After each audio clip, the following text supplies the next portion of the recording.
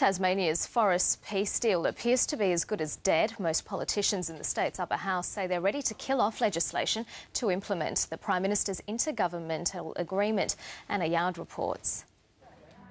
They stood united with a message for the state and federal governments.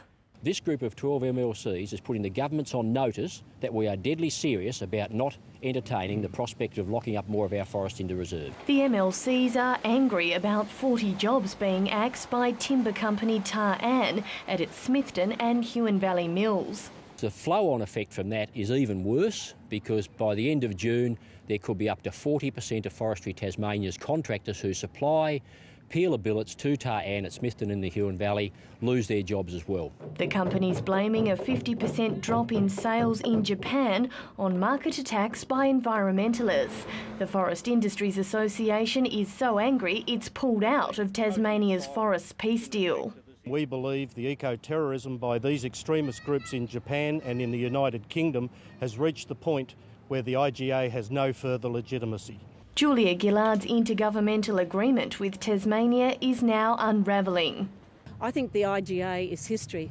The upper house is threatening to block the IGA's forest reserve legislation unless environmental groups end the overseas campaign.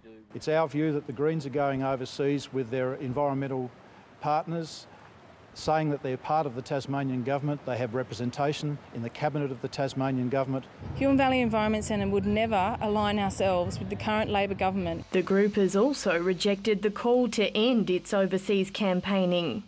Huon Valley Environment Centre will not be backing down to the intimidating tactics that we're seeing here today by the Legislative Council and Tania. That is reprehensible, it is un-Australian and it is tantamount to treason. MPs across the parliament are looking to the Greens leader to rein in environmental groups.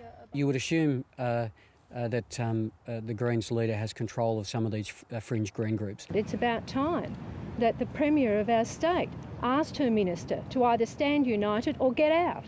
The state government says it'll lobby legislative councillors to change their mind when the IGA bills are introduced into Parliament in the winter session. Anna Yard, ABC News.